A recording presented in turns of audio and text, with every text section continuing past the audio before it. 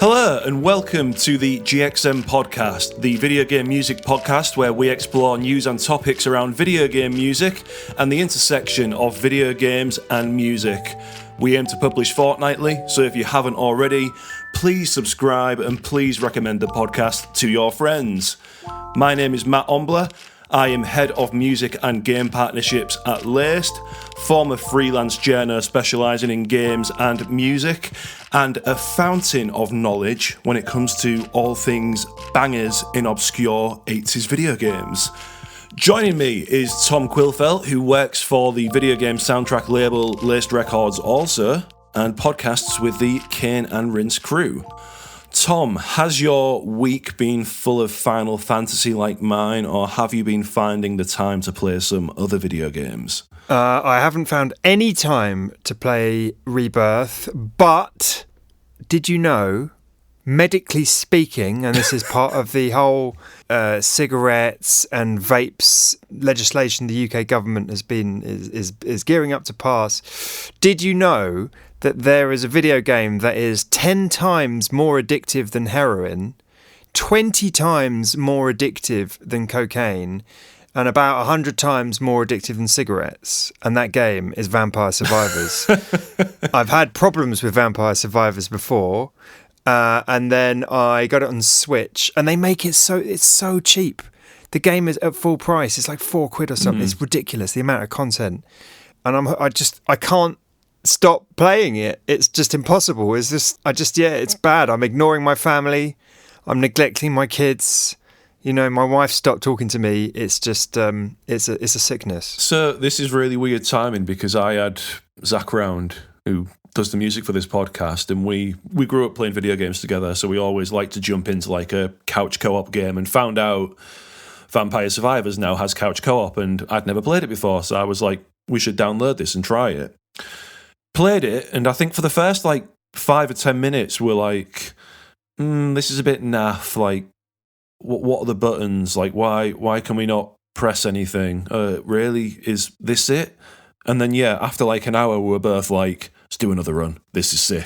Oh my god, what is that power up you've got? Oh my god, like the music, like it is really, really good. I think we played it for about 3 hours, and when he had to leave I was like, I'm really upset now. Look, it gets beyond, there are weapon evolutions, there are checklists, there are mysterious things to find in different stages. It really is a extremely addictive video game. You've been playing, presumably, more Rebirth. We should probably not talk about that too much because we've talked about it so much in recent weeks. What have you been watching? I have finally finished the Fallout TV series, which is genuinely the second best video game adaptation I think I've ever watched. Wow. In TV or film. Behind what? Behind Last of Us. I think Last of Us, I mean, to be honest, I think episode 3 maybe did quite a lot of the carrying, because episode 3 is genuinely one of the best TV episodes I've ever watched, just in general. Of The Last of Us, that's the Frank episode. Yeah, the Bill and Frank. Oh, God, just thinking about it gets me. so good. But yeah, I think as far as like video game adaptations go, Fallout, you can just tell the Bethesda guys, and I think the main guy on Fallout, New Vegas from Obsidian, I think he was producer or director on it as well. So all of the nods to the games, and even little things like there was a Twitter thread from someone who was a lead designer on Fallout 3 and 76, and he was posting tweets just like, I'm spotting posters in the background of the TV episodes that I just made as like random, do you know what I mean? Just filler art kind of thing, just stuff to like populate the world with. And I can't believe it's ended up in the TV series and it's being expanded on, and all of these little things that nobody would have noticed in the game unless you were really, really paying attention. Seeing those brought to life, I just think speaks lengths to like how much they've tried to honour the video games and the vibe of the games, and obviously the music as well, which we'll talk about in more detail a little bit later. Like all of the same kind of music you'd expect from the games, with even more tracks, and the fact that some of the syncs play for like 30 or 40 seconds, it's not even like a quick nod to the music. It's like, oh no, we are going to have this really cool action scene, and have this like 50s tune playing for like 40 or 50 seconds underneath. It's just incredible. If you've not watched it yet, have you watched it yet? How far in are you? I've only watched one episode. I enjoyed it a lot. I think that the tone is just right. The ultra violence surprised me for a few seconds, and then I was like, no, hang on a minute. I've played a Fallout game. They're pretty violent, so that kind of fits. But yeah, I had a lot of fun with it. The first scene I thought was particularly chilling with the cowboy party entertainer and his daughter and the mushroom clouds. That was quite chilling. That really freaked me out as a parent a little bit, I guess. That really got to me. And yeah, the needle drops. I mean, it's funny because I had a conversation with Kenny recently about needle drops. The needle drops are very, very prominent, whereas the music in... Well, I mostly played Fallout 3, really. That's my Fallout game. And I did enjoy the radio stations that had the old-timey, the jazz tunes, the pop tunes from the sort of 30s, 40s, 50s era.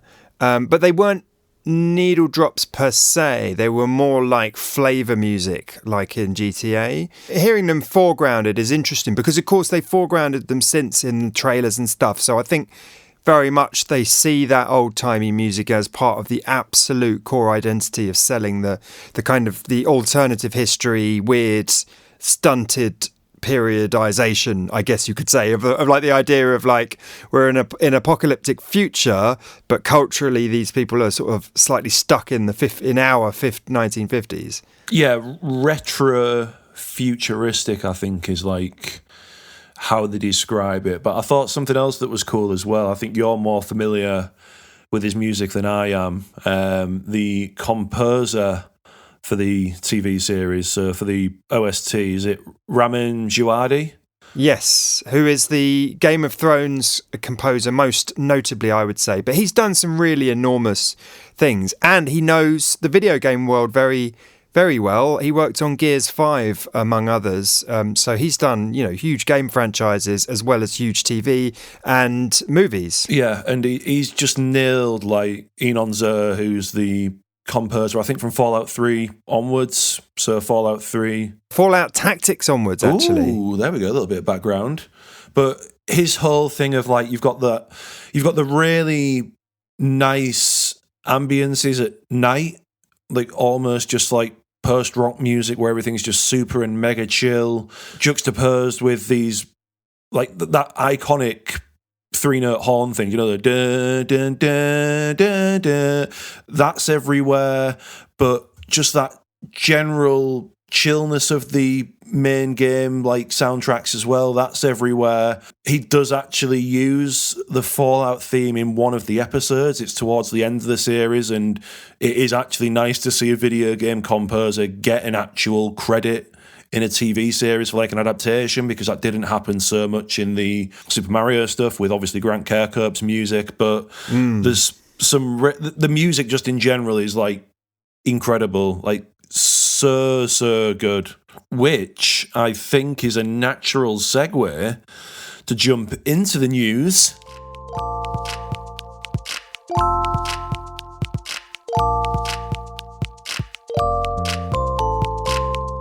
If we start with the impact of the Fallout TV series on the artists that featured not just in its soundtrack, but also in the video game soundtrack. So, as some quick background, you mentioned Fallout 3 earlier and that kind of being like your proper Fallout game in terms of the music and stuff. That was mine as well. I think I was 16 or 17 when I played Fallout 3, and I think that was also like my first like big boy RPG that I really, really remember. Do you know what I mean? I remember playing like RPGs. Where you just buy random PC games, or your parents would buy you PC games when you were younger. You'd get almost like the bargain bin games sometimes, where you just get games, you just play them because, like, so I'd played RPGs before Fallout 3, but Fallout 3 was like the big proper console RPG that I played. I remember falling in love with it because I'd never played a game like that. It introduced me to all of this music from artists like the Ink Spots, Ella Fitzgerald, Dana Washington, Andrew Sisters, Nat King Cole, obviously, as well, Johnny Cash as well in the later games.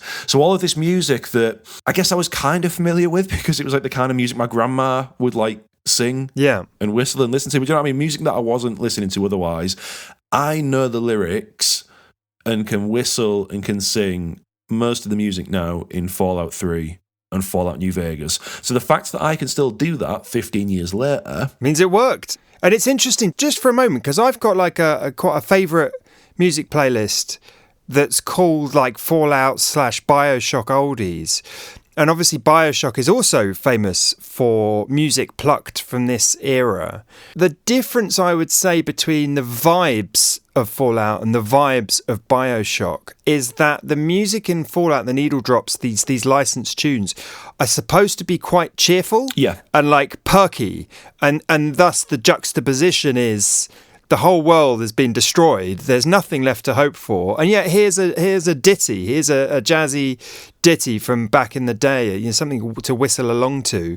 Whereas BioShock is sort of associated with like Under the Sea, like Cole Porter, the more musical theatre, less perky and more, I guess, dramatic, if that makes any sense. No, 100% agree. No, definitely. And I think, again, going back to the violence thing that you mentioned earlier, it's a really nice juxtaposition where you've got like this really graphic like violence happening in the Fallout games where you go into vats and you'll headshot someone and their head will literally blow up.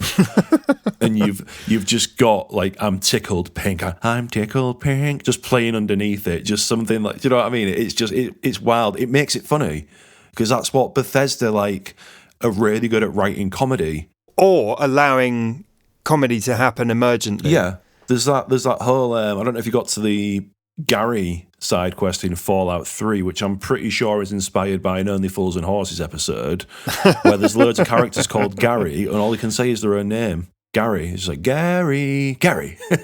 It's incredible. But isn't it also a like a South Park joke as well with Timmy? Maybe. I just thought it was the fact it was Gary. Like that is literally, it's an Only Fools and Horses episode where there's just some guy and all he can do is say his own name. And Gary. And now we have I Am Groot as well. Yeah. There we go. It's a good gag. The one name comment. All I can say is my own name. But yeah, I was curious to find out if the success of the Fallout TV series, which I think second most popular Amazon Prime original since Lord of the Rings. Wow. Now, so it's doing really, really well. I wanted to know if people were discovering loads of new music for the first time. Like, are the younger viewers, maybe even the slightly older ones too, who are hearing this music for the first time through Fallout, are they going out onto Spotify and listening to it? And it turns out they are. So I took a measure of Spotify monthly listeners just before the show's premiere on the 10th of April and a week after on the 18th, and should probably come as no surprise, it's the Ink Spots, who I think they have like 4 or 5 songs in the TV series, and they were also the title track for Fallout 3. Basically, most people associate the Ink Spots with Fallout. They gained the most listeners, so they gained 332,000 new listeners in a single week, which is wild considering they had like 1,500,000 nearly. So that's like a 22% growth, but it was the smaller artists who actually gained the most listeners in terms of overall percentage growth. So Sheldon Allman, who has Crawl Out Through the Fallout, baby. I think it's that one, managed to double monthly listeners. Others as well, Jack Schlein and I'm Tickled Pink. I think that song plays like 4 or 5 different times in one of the episodes. Nearly doubled listener figures for that. So across the board, listener figures are massively up for everyone, except the really, really big names like Johnny Cash, for example, because Johnny Cash was all over Fallout New Vegas because the games have been experiencing loads of new players as well since the success of the Fallout TV series. But obviously someone like Johnny Cash isn't going to get that many new listeners because they're already incredibly popular. But yeah, if anyone's interested in learning more about this, Enemy has written up my very painstaking research. Took me a lot of time to pull together, so we'll put a link in the episode description. Please check it out. I, personally, might be biased, but I think it's some really cool work I've done here. Yes, people definitely should check it out and make Matt not regret probably more than one evening, hunched over Oh God, staying up too late. Chart metric just crashing over and over again and logging me out. Do you know, just those platforms you use, like the subscription platforms, and but yeah, it's done. There's a very weird thing to think, which is that, as far as I can tell, the last member of the Ink Spots, the last surviving member, died in 1995, which was 2 years before Fallout 1 came out. I don't think I have anything profound to draw from that in terms of cultural renewal, but it is a peculiar thing to have a band like that just have a second wind, but so far out from their first wind, you know? Like, it is such a strange thing to think about. Just this body of work that was recorded in a completely different time. The world was completely different, and their music was being made and consumed in a completely different context. And now probably more people than ever did back in the 40s, 50s or whatever, listen to their music on vinyl. Now it can be streamed by millions of people on Spotify so easily, or YouTube or wherever, It's just bizarre, isn't it? And as well, ironically, being used in the thing that it was being written to portray. Do you know what I mean? That's why all these songs work, because all of the lyrics are about the end of the world, because they were written coming in of a war, going into the Cold War. Everyone was like, at the push of a button, the world could be over. That's reflected in all the lyrics. And then we get a new video game series, arguably one of the biggest post-apocalyptic series in the world now, across like all kind of media formats, and now the music's finally been getting put to good use. It seems that the misery of the idea of the end of the world just really appeals to people, hence The Last of Us, hence Horizon Zero Dawn, hence, and on and on and on. Hence Dead Island 2. Hence Dead Island 2.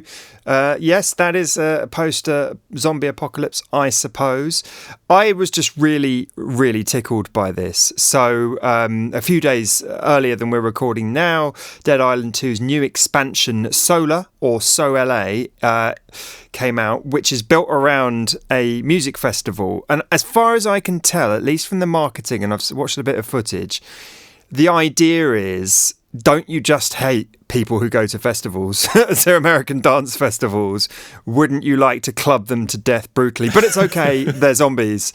Wouldn't you like to mash the face in of every hipster, festival goer and brain dead EDM enjoyer? So that seems to be the general vibe of the trailer and the actual content itself. But I just thought it was really funny. I mean, we've seen other games do that kind of thing, I think, do homages or pastiches of musical events. I'm sure there must be a few Firefest jokes in here as well, just making fun of decadent festival culture after the end of the world. So, that seems like some good fun. And more good fun, we have an official song for the upcoming PlayStation 5 game, Stellar Blade. I haven't heard this yet, Matt. What's it all about? It's decent. So, Stellar Blade, obviously highly anticipated. I've not played it yet, but from what I've seen of the demo, because they put out a free demo, it's kind of like a futuristic Souls-like character action, but definitely, I think, Souls-like in terms of, it's not like a hack and slash kind of thing. It is very concentrated, you know what I mean, and deliberate in terms of what you're doing kind of thing. The development studio, it's a Korean game studio, so they've done a very smart thing. K-pop is obviously massive, so they've got the K-pop singer BB to write a new song for the game. That in itself is just indicative. I mean, it's something we've talked about quite a lot on the podcast in terms of game studios doing this new thing now where they partner with major bands or artists to release one-off songs or several songs for marketing beats in the run-up to a game's launch or just after. The song is actually really, really good. It's nearing 300,000 views at the time of recording, so I imagine by the time this goes out, it will have surpassed that.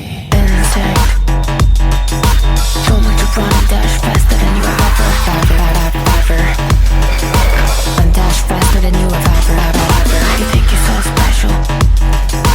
Get it like a beast, get it like a damn tiger. Get it like a beast, speed like a beast, speed on the tire.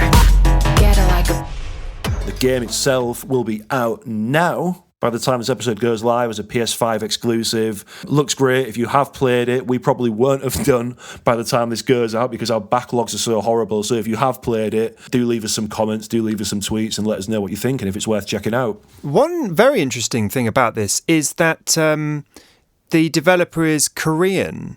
Now, was the Lies of P developer also Korean? Yeah, we're seeing like Korea normally associated with mobile games. Like Korea is like a game development powerhouse. There are some very, very big mobile games coming out of Korea, but there's always been, I remember I got really bored once and researched like Korean video games. The country's got a long history with RPGs, like specifically like MMOs that only came out in Korea, but we're starting to see more big titles now, like Lies of P, like you said, like Stellar Blade. So hopefully it's a sign of decent things to come. I didn't spend too much time with Lies of P, but from everything that I read, it was a really good game. Yeah, people really liked it, and the soundtrack was really interesting, really good. Yeah, I think we can expect to see more, and because, of course, K-pop is such a powerhouse culturally and globally, it seems like a very, very natural tie-up, internationally speaking, but also within South Korea. So, I think we can expect to see more games that come out in the West and do well and people recognise the names and stuff like that. So, be interesting to see. Now, slightly different artist game collab next. I actually caught my 8-year-old playing this on, he'd convinced his granddad, who's not the most technologically enabled, to let him play Monopoly Go on his phone. He let him play it for like 2 hours straight. And I was like, Dad, I've been playing Monopoly. I was like, what? Study did not approve of the, that long a session. Microtransactions everywhere. And all of that. Monopoly Go has made $2 billion in revenue in 10 months. $2 billion. I think it's spent, I remember seeing reports saying it's spent around 500 million on user acquisition.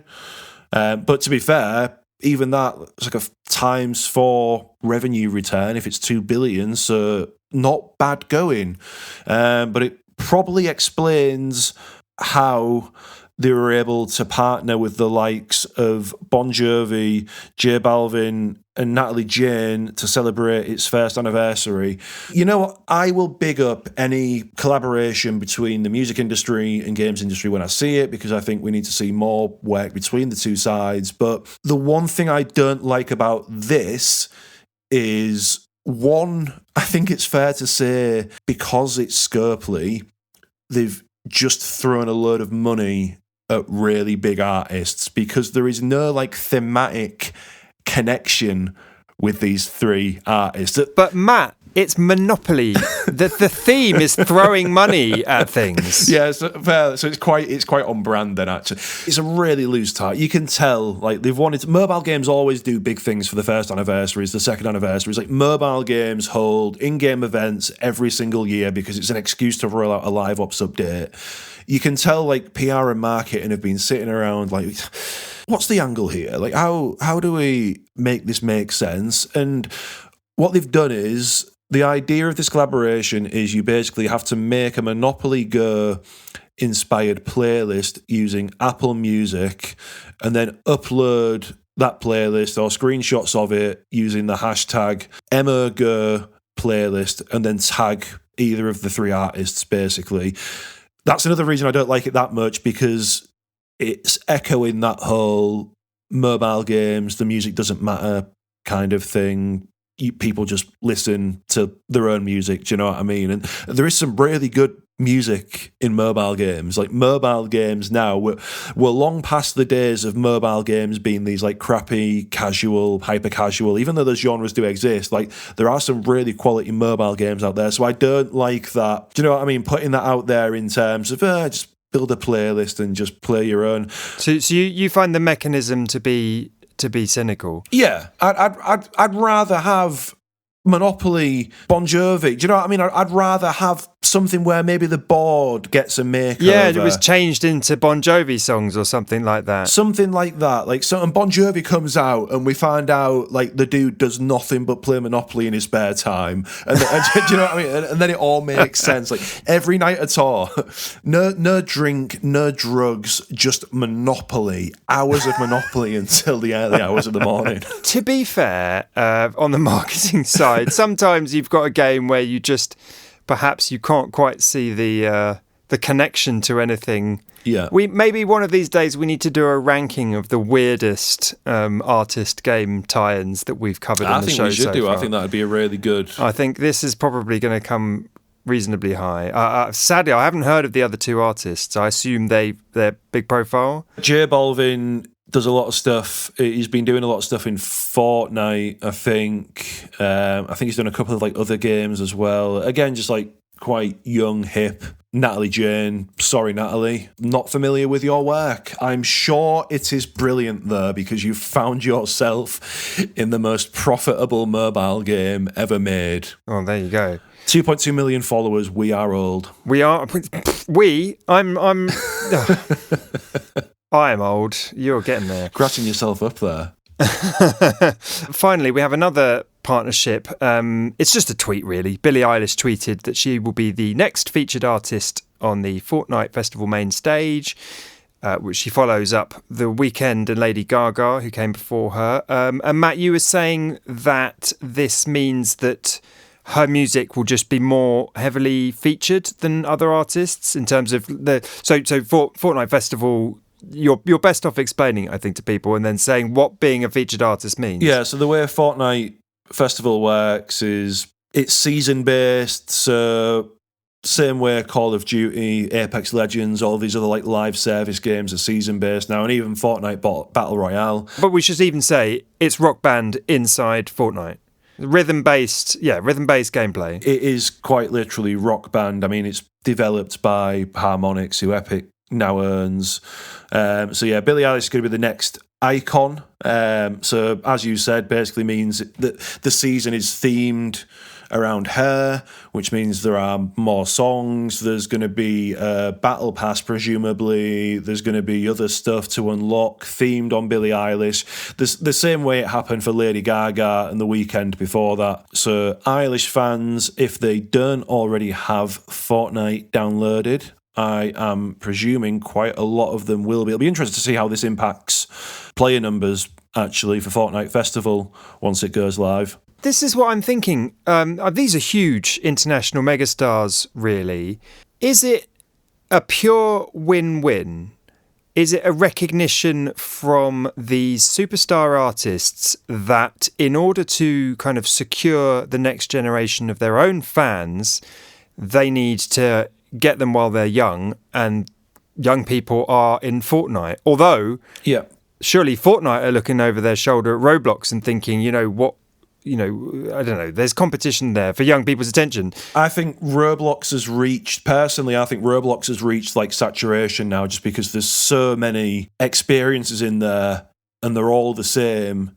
Whereas Fortnite Festival has just dropped, right, in terms of it's only been out for like a couple of months. So it's still very much early development. There's going to be new instruments added and stuff like that. But I think it's exactly what you said in terms of artists do very well by associating themselves with Fortnite. I've got a little bit of a theory where obviously you've seen Taylor Swift has just put out her new album. There's a song on that apparently called Fortnite. I've not listened to it yet. Post Malone, there's a song on one of his new albums as well that's called Fortnite. You're joking. They both called one of their album tracks Fortnite. Yeah, so all of it already, like people have got these theories going, oh, they're going to be in Fortnite or whatever else.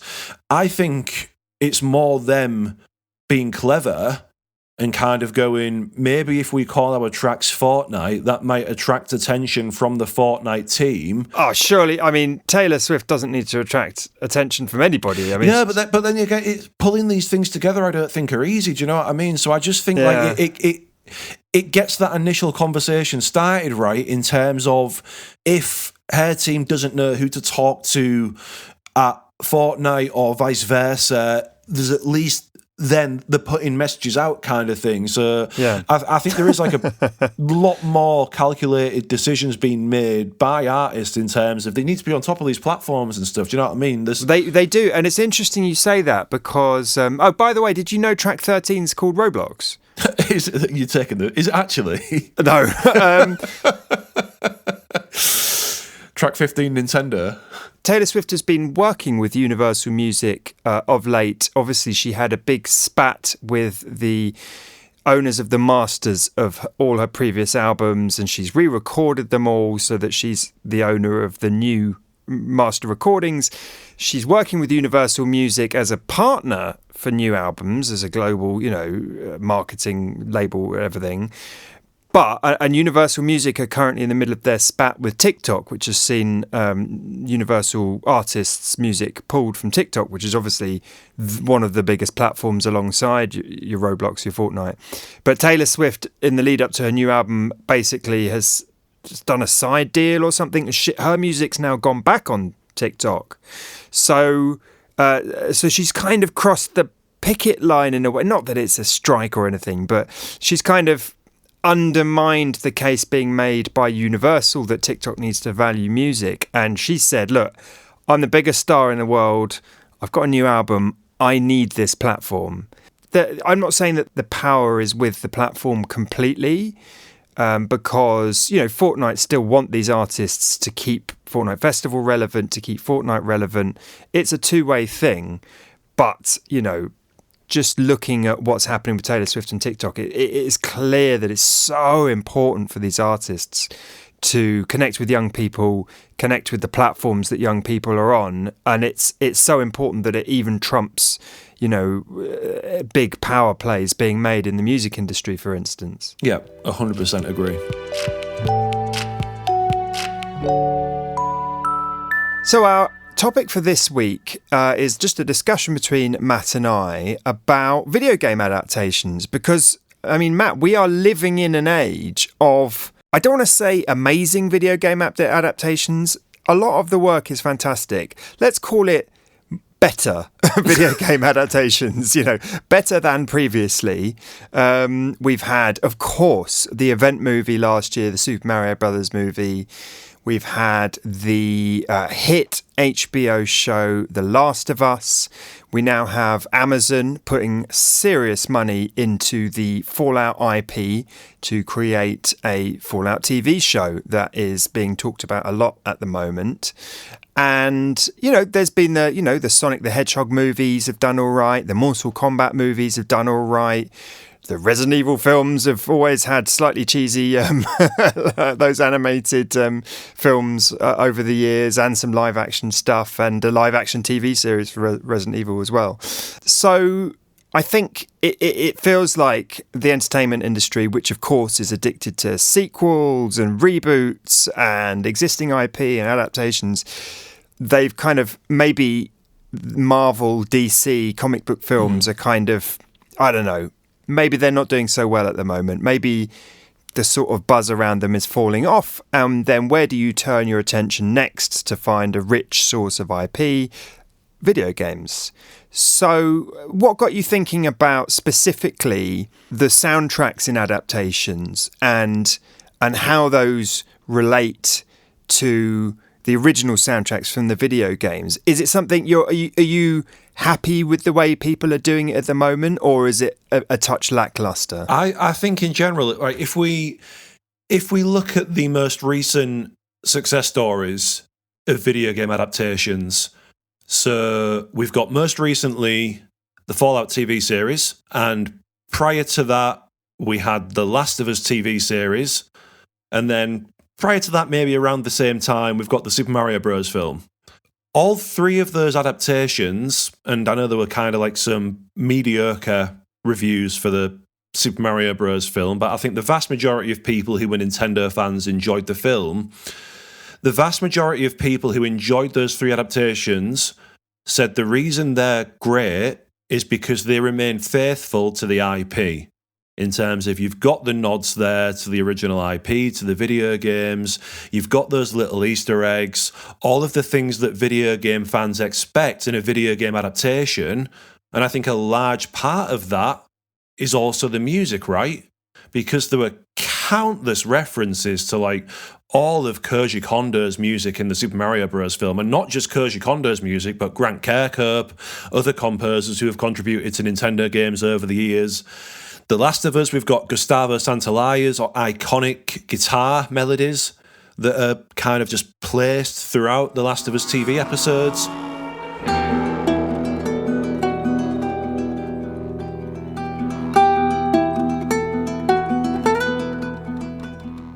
And then the Fallout TV series, obviously we've got all of that 40s and 50s radio music that people associate with the games.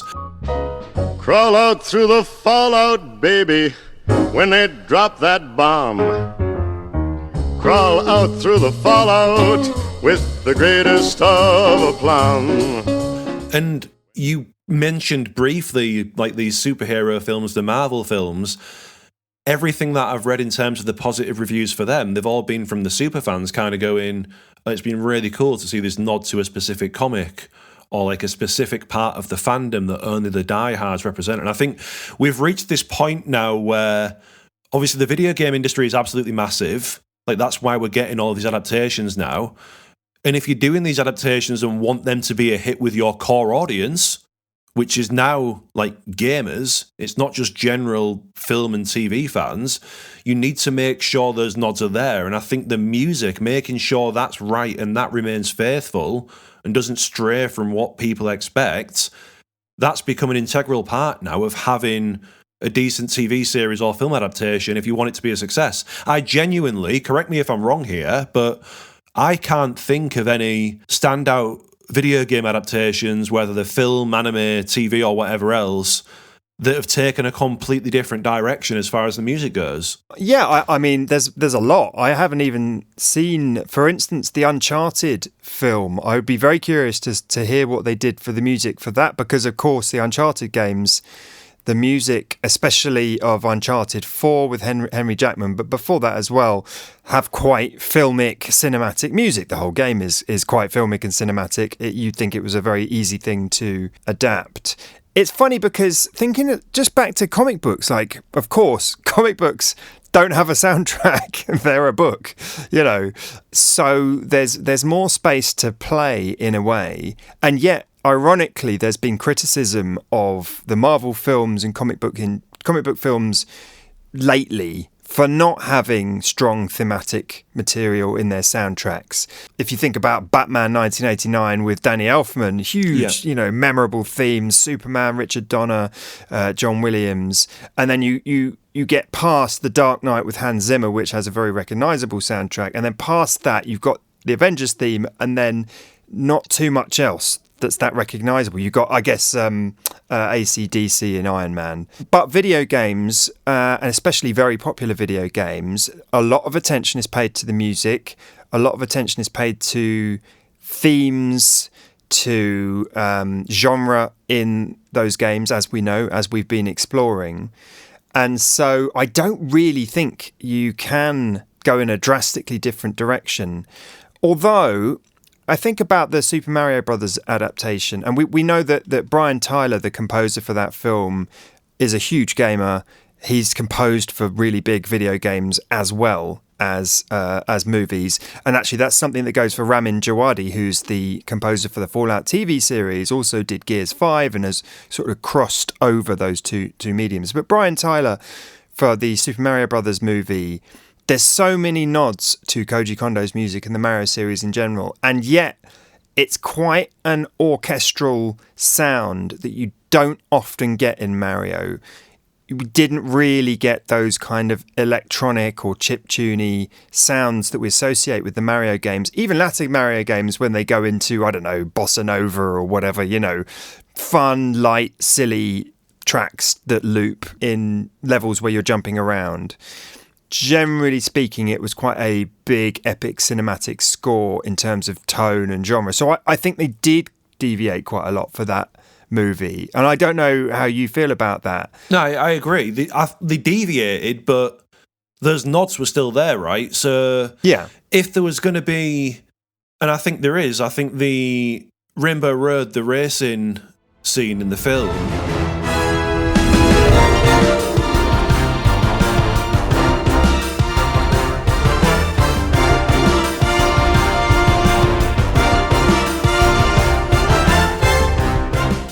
that is like an original piece of orchestral music, but it's got those nods still. And even if they're only there, even if you hear those melodies from the games for a couple of seconds, I think that still resonates with the fan base. And it's almost like, okay, cool. The filmmakers, Brian Tyler, they get it. Do you know what I mean? It's that attention to it's that honouring, I think, because you want to know the people who are working on the thing that you love and grew up with, especially people who have grown up with the Mario games. It's being paid the same level of attention to detail that you would want it to be paid. But the counterpoint to that for that film, of course, is the, dare I say, slightly clunky needle drops of these huge pop songs like Take On Me by a-ha and Bonnie Tyler's I Need a Hero, that a lot of people, core Nintendo fans, I saw quite a lot of complaint about that, or even derision, like, why? Like, what have these contemporary pop songs got to do with Super Mario? What have they got to do with the Mushroom Kingdom? I think it's clearly obvious what the answer is just that, you know, for animated films, kids animated films these days, the trend is towards big, famous needle drops to get, and you know, look, my kids, they keep singing I Need a Hero over and over again. They of course replace the words with of the chorus with rude things and the word cheese and various other modifications. But they do really enjoy those needle drops, and it introduces them to music that they haven't heard before. It doesn't matter to them that I Need a Hero was also synced into another film that year as well. And it's a kids' film, so really that's who it's for. But I tend to think that those needle drops were they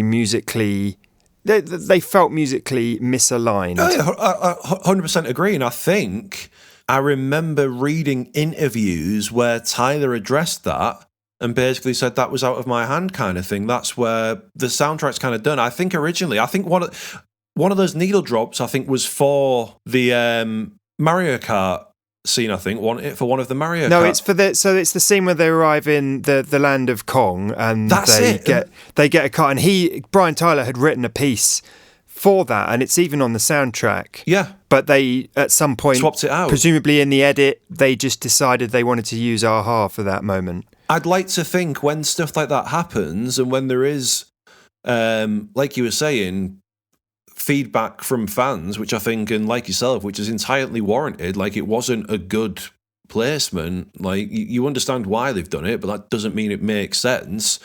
You'd hope that kind of feedback makes other people working on video game adaptations pay attention to it and kind of go, maybe we should avoid doing stuff like that. Maybe we should try and do more homages to the game stuff. Don't know if you've seen the trailer for the latest Sonic film, Sonic 3.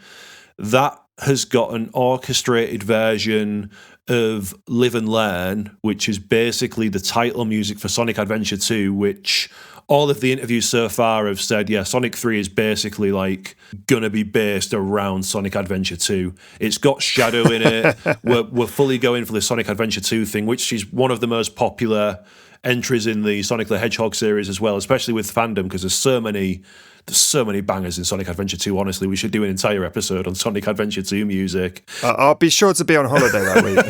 the fact that orchestrated version of Live and Learn was in the trailer. Yeah. All of the comments in the trailer, just like Live and Learn. Can't believe it. I mean, trailers are works of art in and of themselves, aren't they? But who is the trailer for? The trailer is for Sonic fans and gamers, really, I would reckon, because my kids really love the Sonic films. They've been backwards introduced to Sonic. Like they barely played the games at all. They sort of tickled at Sonic 1 on my iPhone and you know, Sonic Mania, but it's too difficult for them. But they really enjoy the films, and of course that's why for kids characters, for mascots characters like Mario and Sonic, it's important for Nintendo and Sega to keep reintroducing them to younger people, younger children, to bring through the next generation of people who are going to, buy the games, buy into the IP, and as we know, for years Nintendo resisted that. I mean, there was the 1993 Super Mario Brothers film that seemed to burn them really badly. And there was for decades just no talk of adaptations and now we have a massive opening up of that. We have theme parks. The Super Mario Brothers movie is the first in there was the Detective Pikachu, but the Super Mario Brothers movie was the first in what we assume is going to be a string of Nintendo adaptations on screen. And maybe they just thought, we've got to spread these characters around. And a huge part of that is music. Like, everybody in the world knows that Super Mario theme, the main one. It's what you whenever your parents say, "Oh, I thought video game music was just bleeps and bloops," they're probably talking about that tune from either Tetris or Super Mario Brothers 1. But that's it, right? Tetris. That's a perfect example. I don't know if you've seen... I haven't seen the adaptation. It's not an adaptation. You can't adapt a puzzle game. Live-action adaptation, just people in massive Tetris blocks. But if that music wasn't in the TV series, it would be like, oh, what, really? You're going to make a series based around the story of Tetris and not include the music? And I think that's it. Like, I always remember when Streets of Rage 4 got announced and they showed that trailer, and the music in the trailer sounded a little bit off. Like, you could tell it wasn't the original composers. And as soon as the game got announced, all of the top-rated comments on the YouTube trailer were Yuzo Koshiro, Motohiro Karashima. Like, you must be bringing these guys back, right? Because Streets of Rage isn't Streets of Rage without the Streets of Rage composers. And I know that's kind of like maybe a special example because Streets of Rage is so synonymous with like music, but I think it goes to show that there are certain video game series that you just can't separate from the music. Like you said, Mario, if you have a Mario adaptation, you want the Mario melodies. If you had a Zelda adaptation, you'd need the Zelda music in there. I think there are examples we can talk about where that isn't necessarily the case. So if I use something like God of War as an example, which has excellent music, but hand on heart, I spent God knows how many hours with that game, 60, 70 hours.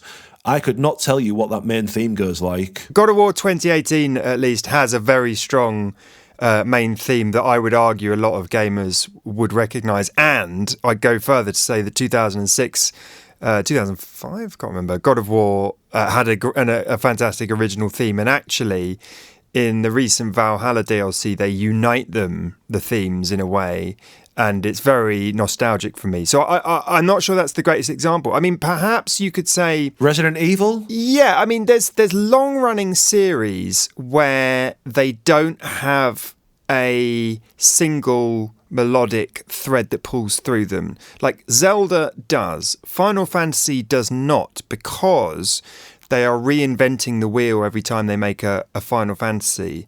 And so a Final Fantasy film, as we've seen a couple of times, Spirits Within, Advent Children is based on Final Fantasy VII, Kingsglaive is based on Final Fantasy 15.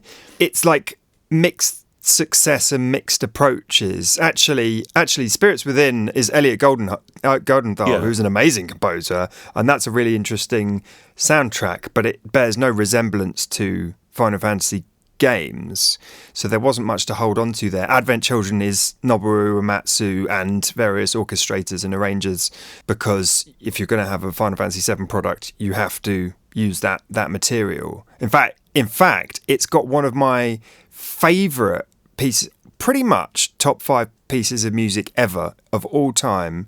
It's called The Promised Land from Advent Children, and it's so good they bring it back into Final Fantasy VII Remake, really near the beginning in the Sephiroth flashback. I was going to say, I feel like Advent Children introduced a lot of arrangements that I definitely hadn't heard at the time, which of those arrangements have almost now been incorporated into a lot of the modern Final Fantasy VII stuff in terms of the go-to arrangements.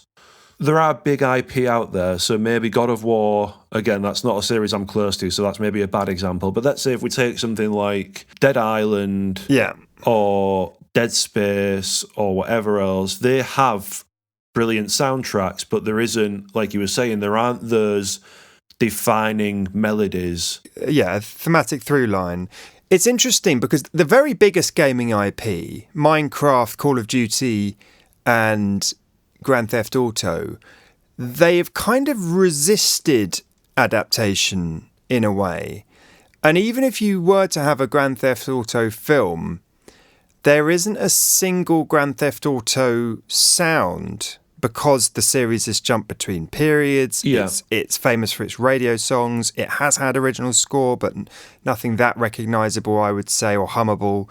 Similarly, Call of Duty, they reinvent, it's different every time. I don't know that there's a musical through line even between, say, the recent Modern Warfare games. Perhaps there is, but I'm not aware of one.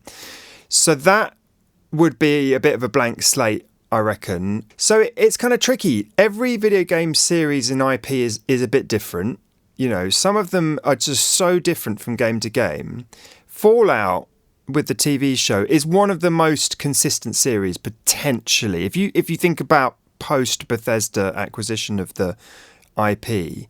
And even Fallout 2 has a Louis Armstrong song at the beginning of it, I believe. So that old-timey music thing is there from very early in the series. Musically speaking, you've got Inon Zur's dun, dun, dun, the famous main theme, and then largely the music for Fallout 3, 4, New Vegas, 76, very ambient, beautiful from Zur, but thematically it concentrates, that's the one in people's minds. And then they've got this wonderful kind of use of, yes, like you say, 30s, 40s, 50s jazz and pop from the time that gives the whole world of Fallout its identity. And you'd think that that's just super easy for the TV series people to be fantastic. We've just got this easy needle drop to just bring in fans from the game, drop in, interesting songs that juxtapose the ultra violence of the show and everything. Fantastic, impossible to go wrong, I think. I think it all comes into force once you hear Inon Zur's music brought in, and then it's kind of okay, cool. That's brought in, but then there's kind of a new arrangement around it. And it's that. I think there's so much source material there. Why reinvent the wheel? Sure, don't just do a copy and paste job in terms of don't just repeat everything that's been done. But I think that's what Fallout has done really well in terms of you've got some of the music that appears in the games. You've got some new licensed tracks from artists that are similar. You've got the composer's score, which just does a fantastic job of almost mirroring what Zur does in the game, but builds on it. Do you know what I mean? It's still different enough to be its own piece of work, and I think that's what needs to be done. The Silent Hill films as well, have you seen those? I have seen the Silent Hill films, and the Silent Hill series, Akira Yamaoka has just stuck through the series thick and thin. He scored the fantastic games that everyone remembers. He scored the slightly dodgy, the middling games in the middle. He scored the films. He is synonymous with Silent Hill. I don't know if he's back for all of the new Silent Hill things going on. I think I saw mention that he was at least involved with the Bloober Team remake of Silent Hill 2, but inseparable. But again, it's not necessarily because of thematic material. It's with him. It's just pure vibes. Yeah, that's what I mean. It sets the tone. Even if they were not good films, and I think a lot of people are in mutual agreement that the Silent Hill films were not very good. Oh, I think underrated. I think they're not. I mean, I'm going to go underrated. I enjoyed them, but they certainly they've got a vibe. Do you know what I mean? In terms of they do catch the vibes of the games. They're not the scripts are not going to light your set your world on fire. Really but it's interesting because you say, we didn't just copy and paste, but you do know that in the Last of Us HBO series, they literally used some, not all, cues from the games of Gustavo Santaolalla and just dropped them where they worked. They just dropped them straight into the TV series. It worked though. It worked again. Well, yeah. I mean, look, Gustavo Santaolalla famously is a film composer of some renown who came into video games through The Last of Us. The Last of Us show is very, very, very faithful to the games. The tone, even bringing actors back, but Neil Druckmann, the creative director of Naughty Dog, who wrote The Last of Us, is very hands-on. He even directs an episode, so it makes sense for the music to stick very, very closely for that one and not go colour outside the lines, shall we say. Give the fans what they want. Give the fans what they expect. Counterpoint, though, I've never been one of those fans where I need an adaptation to be faithful and to play on fan service. In fact, it can sometimes take me out of it, and I think that's possibly what happened with Final Fantasy VII Advent Children. And actually with The Last of Us, I was like, is this a slightly missed opportunity to develop this world and expand it a little bit rather than be... it's really tricky, isn't it? Because Netflix is doing all these live action adaptations, like they've done Avatar: The Last Airbender. And I watched half an hour of the live action one, and it is slavishly similar to the anime version. And at the point, you're just sitting there thinking, well, what's the point?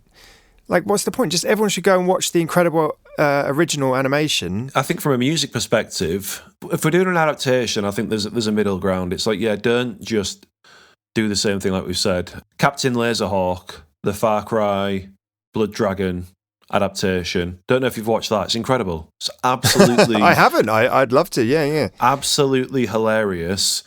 But the soundtrack is exactly what you'd expect from an adaptation, of Far Cry Blood Dragon, which was kind of like a 80s homage, just like done by Power Glove, the game soundtrack. So that sound, no matter what direction the narrative took and the episodes and the direction or whatever else, that sound still needed to be there. Like, if I asked you, like, if they were going to do, I know there's already been a couple of Doom films, but if they were going to do a new Doom film, I think after the success now of Doom and Doom Eternal, people would be expecting that Mick Gordon heavy guitar industrial sound, especially because of how successful that soundtrack has been now, right? Same with the Streets of Rage film, which I think, to be fair, has actually been in production for 10 years or whatever now. Like, what? I think it's one of those many video game IPs, same with Halo, same with Metal Gear, where just constantly lingering in and out, scripts get passed around or whatever. Well, I mean, they've done 2 series of Halo, and people seem to be happier with the second series. I don't particularly know, there's been some legal wranglings actually with the Halo series, but people seem to be happy with the second series, and musically speaking, I haven't heard any complaints about it, I think it's got the main theme in now from what I've seen, but even if I was going to say to you, right, there's going to be a Metal Gear film coming out. We both love Metal Gear. I would like to think we would feel wronged if there wasn't at some point that main Metal Gear theme, or at the very least those little sonic nods, like the exclamation mark, surprise sound effect. I'd expect that at least once. Do you know what I mean? It's those little things to do with sound. And it's funny you say that, because that series, again, has been in conversation with film. And they brought in a film composer, Harry Gregson Williams, who I believe studied under Zimmer at some point. I'm not quite sure, was part of his stable. So they brought in a film composer. We know that Kojima loves, cinema. They brought in a film composer for Metal Gear Solid 2. Yeah, it would seem a slam dunk that they would either get Harry Gregson Williams or someone to just, slip into his shoes and do that kind of, epic electro-orchestral sound. So Metal Gear, I think, would actually be pretty straightforward as far as I'm concerned. Like the template is there. It's already cinematic, but there's other things to adapt. I mean, everyone's asking now, what's going to be the next adaptation? Horizon Zero Dawn has a strong main theme. Music is pretty cinematic as it goes. Again, that sounds like a fairly easy thing. Not easy, but you know what I mean. Like, there's a strong template there. If Bear McCreary doesn't do the God of War TV or whatever it is, TV film, TV show, I'd be surprised. But for sure they'll use his new main theme that a lot of fans, new fans to the God of War series, will recognise from 2018 games. So, but those are the big Sony games that are very filmic, aren't they? In the last couple of, last few years, Ghost of Tsushima, I think ultimately it comes down to treat a film or TV or whatever adaptation of a video game IP musically the same way you treat a video game sequel. Do you know what I mean? In terms of a new Zelda game will have those throwbacks to main themes or whatever else, but it's also going to introduce new things just to keep stuff fresh. Why should a film or TV series be any different? Like, it's the same sort of thing. It's about expediency, though. The way films are made, they're shot, they're cut together, and special effects come in, and they have a final cut. The composer might have started earlier than that, but normally the composer will come on the end when it's picture locked so that they can write specifically second moment to moment to the film. And in the case of an adaptation, they'll probably do a lot of reference listening and research and stuff. And then they'll talk to the director and say, right, well, okay, this main theme probably does fit, so we'll use it. We'll definitely get it into the trailer, although the trailers are developed by a different team. But we'll probably need quite a lot of new thematic material for this as well, because there's just certain things we can't take from the games. I never think it's like out of arrogance if they did develop new thematic material. No. It's just filmmakers trying to make a good film at the end of the day.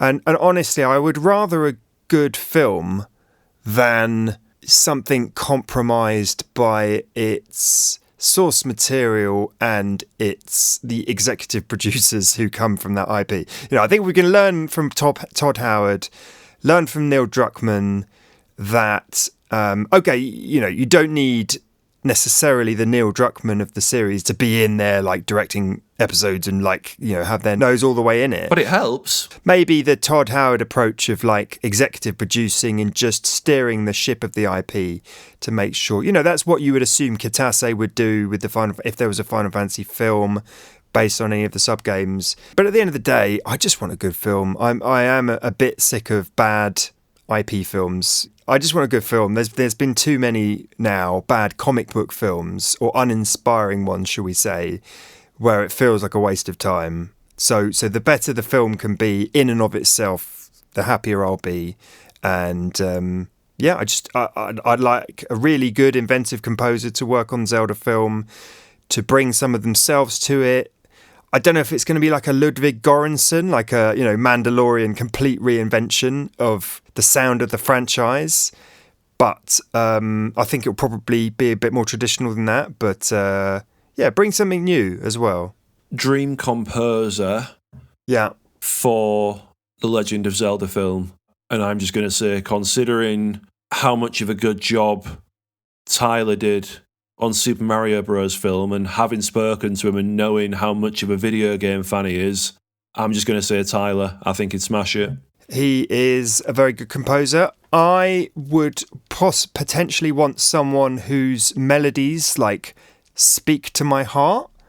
And there's various composers around at the moment who have done that. Takeshi Furukawa, who did The Last Guardian, and he just did that Avatar Last Airbender adaptation. Oh, really?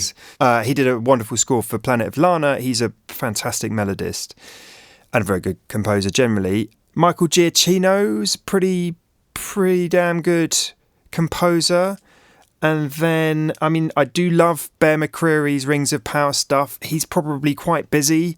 I bet he'd do a Zelda film, but he's he's pretty in demand. Imagine if it was just John Williams or something, just for a laugh. Can you actually imagine? Is Yoko Kanno still composed? Like someone really left field. You're not going to get a Joe Hisaishi out of bed for Zelda potentially, but it would. You know what? It would be nice for them to go down the Japanese composer route and do something that is almost has that anime sound kind of thing. I'm just thinking, who will Nintendo choose? It's their call at the end of the day, I think, innit? In terms of, I think they might just play it safe and go Tyler. He smashed it. It's possible. Or left field, Grant Kirkhope, or Gareth Coker. I don't know. He's just done the Arc animated series. Knows how to pull on those heartstrings. He does know. Yeah. That's true. That's absolutely true. If you've heard Michael Giacchino's John Carter from Mars score, it's absolutely amazing. Obviously, no one's seen the film, but the score is incredible. So I think Giacchino, as much praise as he gets, is still slightly underrated, and should get the chance to. But I'm just saying, Western people. Maybe it shouldn't be a Western composer. Maybe it should be a great Japanese composer who can nail it. Maybe that would be the more pure thing to do. We will revisit when we know and see who was right.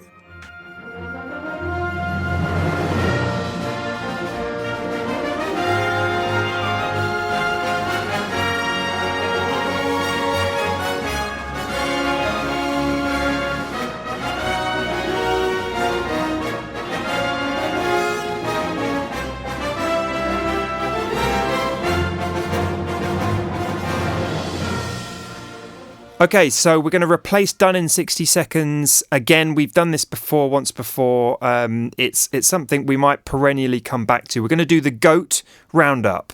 What I mean by GOAT, of course, is the greatest of all time. We're basically just going to pick a piece from a video game, a track, a cue, whatever we feel like, and it's going to be one of the absolute most well-known key pieces of music related to a video game. This time we're going to do the Final Fantasy VII main theme, which is the world map music that people will have heard first once they've completed the Midgar section at the sort of first third of disc 1 of the original Final Fantasy VII, released in 1997. And a lot of people, it was their first RPG from Japan. For a lot of people, it would have been their first RPG in many, many cases, I think. And the Midgar section being somewhat self-contained as a kind of linear adventure. The idea is that you then got onto the world map and suddenly you see the map in the corner and you realise there are multiple continents that this game takes place on, and that you are free to walk in any direction. Now, of course, we know if you look strictly at the design of the game, it is relatively linear what you're doing next and after that. And it doesn't really become open world until the end of the game. But the effect on the player was that you'd gone through this incredible, exciting adventure. You'd ridden motorcycles again, and then there was a flaming bosses, and you climb down a rope, and you have your team of misfits, and then you come out into this world. And the composer Nobuo Uematsu took this opportunity to create what I think is his magnum opus in many ways, this kind of symphonic long piece that goes through so many different moods. Matt, what are your memories of that moment coming out onto the Final Fantasy VII world map? Things are bleak. The map itself, I mean, Final Fantasy VII, actually, that area is very post-apocalyptic in terms of colours and stuff. Do you know what I mean? So the area around Midgar is actually discoloured compared to the green fields further out. So and there I think we go. They changed the sky colour just around Midgar. I can't quite remember how they do it, but yeah, they make the area around Midgar seem, like the earth has been drained of its life. I just can't ever remember playing a video game before that where the music was like that. Do you know what I mean? Like, video game music to me before then had always been I'm a video game. Do you know what I mean? Like, upbeat. And so I think that's why it stuck with me. And then obviously it makes the transition into a major key, and then it's like, oh, this is nice now.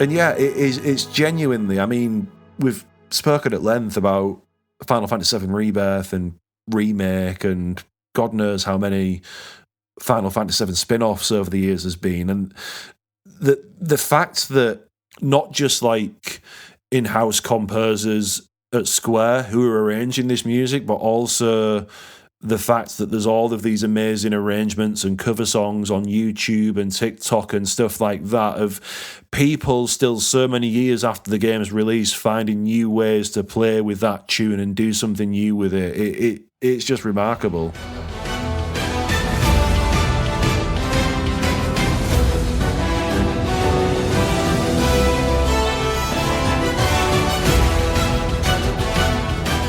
It is, and I think the actual main theme is so simple. It's just, in terms of the scale, the musical scale, it's just like 1, 2, 3, 7, 6 or something. It's just the simplest melody, but it has some interesting kind of chord changes. They throw, if you're starting in C major, they throw in an A flat major to a B flat major to come back to the root to the C. So what I felt at the time, because when you said that you were only used to kind of video gamey game music before that, I mean, before Final Fantasy VII came out, I had picked up a PlayStation, and I'd picked up Wipeout and Resident Evil, so already very different vibes. So like Resident Evil with its kind of haunted house vibes, and horrible MIDI music. Yeah, and we've discussed Wipeout at length with its incredible club music. Yeah. So I'd already, I guess, had my mind slightly expanded in terms of what console game music could provide, but I must say, throughout my life, I've and this goes for a lot of people, I guess, in the video game fans in general, like, I'm just in the pocket for a big, wide, epic adventure. And they communicated that so quickly in the Final Fantasy VII world map. At the time, obviously, the graphics look extremely primitive now and blocky. A few weeks ago, I went to a talk with Yoshinori Kitase, who was the director of Final Fantasy VII. He's now the kind of overseer of the whole series. He's a brand producer, I guess they call it. And he was reflecting a lot, because it was the event was to do with Final Fantasy VII Rebirth. It's interesting what he was saying, because he was clearly like incredibly proud of the graphics, the PS5 graphics of Rebirth, and how they could render all these soldiers in Junon doing these the march and stuff, and how they were slightly embarrassed by the big blocky boxy characters of Final Fantasy VII when it originally came out. But at the same time, it did come across that he basically thought they'd made the Star Wars of video games. And Star Wars is quite an apt thing, because I think we know that, generally speaking, the Final Fantasy series creators, Sakaguchi and, the main guys, definitely, there's so many tips to Star Wars, Biggs and Wedge being, just the most kind of obvious one, but Final Fantasy XII basically is Star Wars, and musically too. And Star Wars we associate with these big themes, these singable themes that you will forever remember, John Williams' music. The same can be said for this moment of Final Fantasy VII, that this melody, these chords, the way the piece develops as well, it just gets bigger and bigger, and then it goes into a minor section.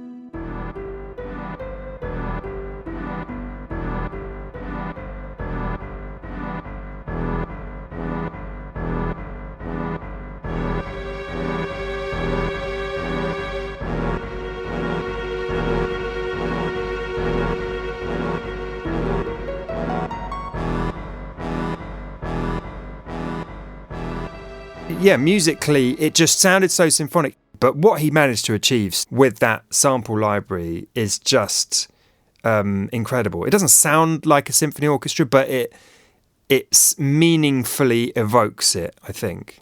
I'm confident that motif in terms of the da, da, da, da, da. Beautiful, Matt, beautiful. I've heard that in other Final Fantasy games. I know for a fact it's used in 9 because it's used in the same way, and the whole idea of 9 as well when it came out was, this is like the Final Fantasy.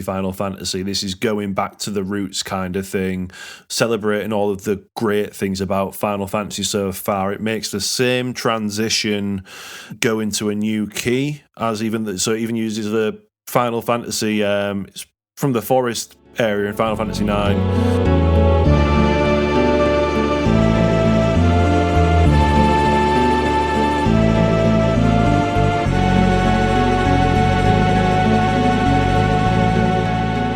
quotes himself. Yeah. Definitely uses the exact same, do you know what I mean? I think it's a quote, because in that same area, you've also got Rufus's ceremony, the music from that playing on a radio. Oh, that's interesting. I didn't know that. Yeah. So I think that's why it's a nice little nod there, kind of thing. It's interesting because any fan of Final Fantasy VI, Final Fantasy V would say, well, hey, look, he had been doing bangers for the world map for a while. You know, Terra's theme is absolutely iconic.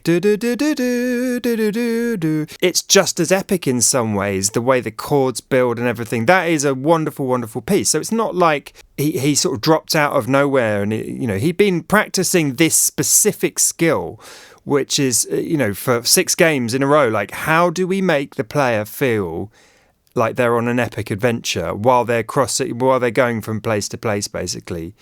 And then the game started to change. Final Fantasy X didn't have a world map. Uematsu went freelance. All downhill from there. I'd say sideways rather than downhill. There's only so many times a creator can do the same thing over and over again and keep coming up with the goods. But, in my mind, I consider that the golden age. And I think it's very telling. So in 2020's Final Fantasy remake, what was surprising to me, less surprising now on reflection, is how quickly they broke out. They busted out music from later in the game to insert earlier in the story, including, and this had quite a powerful, I think, nostalgic effect on people. When you first walk out in Sector 5 and they break out the Final Fantasy VII main theme already, and it's a lovely arrangement of it, and people look up at the plate above them in Midgar, and it's so populated and everyone's chattering and chuntering away. I think that did give people the feels. It did hit people in the nostalgia bone.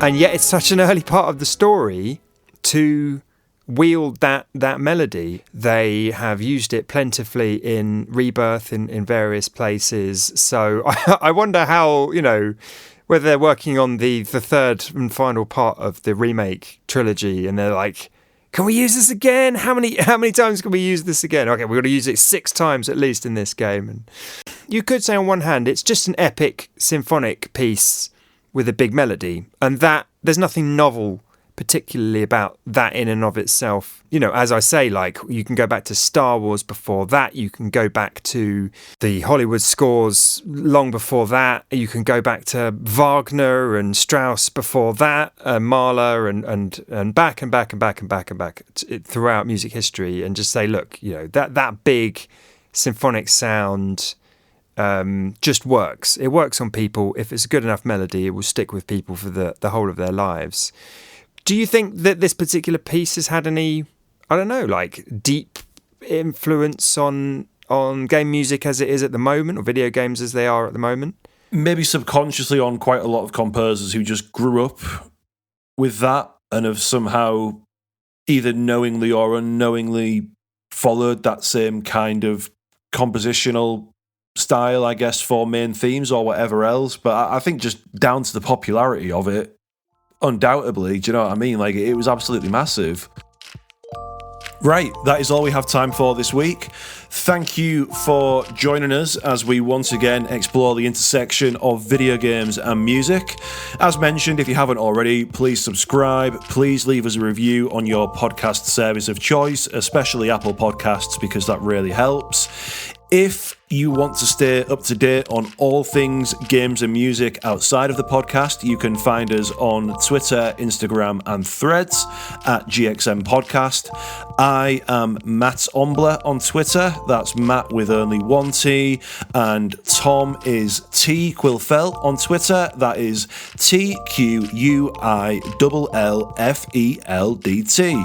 And as always, if you had any feedback or want to send us news, you can hit us up at GXM Podcast freelancerpodcast@gmail.com. The show is produced by both of us. It is edited by Tom. Music is by Zach Foster, and the show art is by Joshua Klein. And thanks to 8 Beats Radio for hosting us if you are listening on there too. Thank you.